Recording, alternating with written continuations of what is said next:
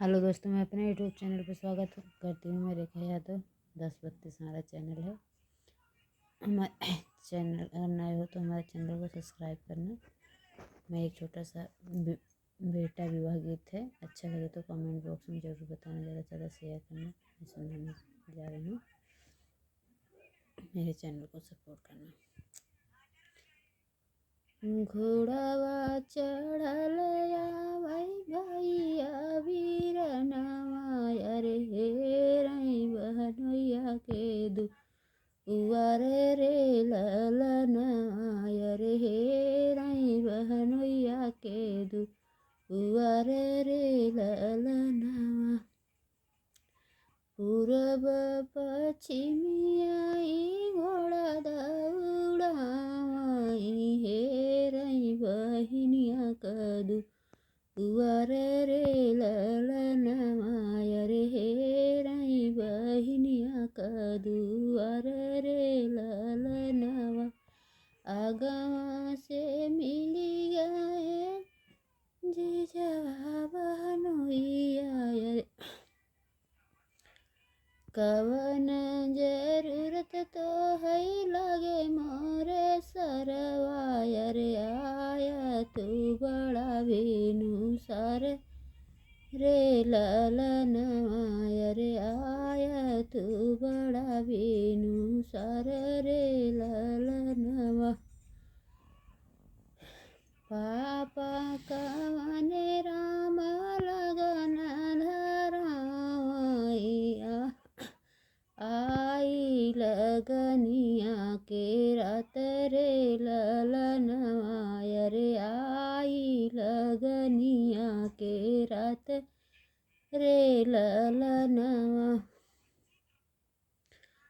बहिनी जरूरत है मैं लगे मोरे जीजा रे आवा बड़े भेनु सर रे ललनाया रे आवा बड़े भेनु सर रे ललनावा।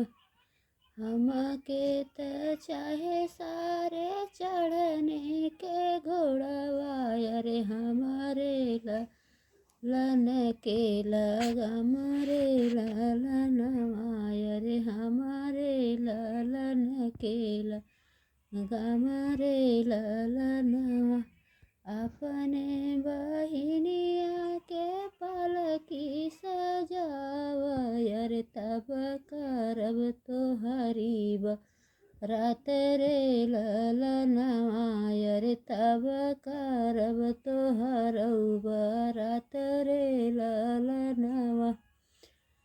नहीं मोरे भाई जीजा चढ़ने का घोड़ावा रे नाही बा रे लगम रे ललनाया रे नाही बा हमारे लगम रे ललनावा।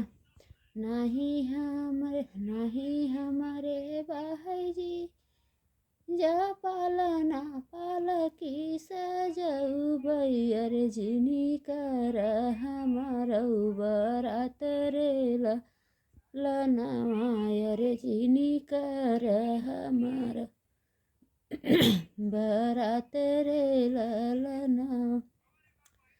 भीतरा से निसली है बहिनी कवनी दे स्वामी करतन बरात रे ललना स्वामी कराई द बरात रे ललना। हमारो बीरना त गायनी ऋषियाई तू राई देतन बरात रे ललनाया रे ओ करतन बरात रे ललनावा।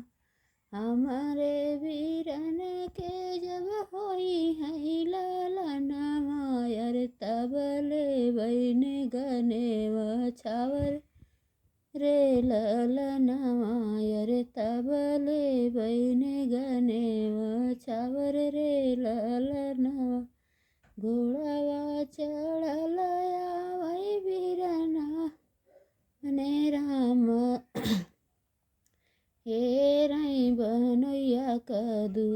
दुआर रे लालनावा रे रही बहनुया का दुआर रे लालनावा।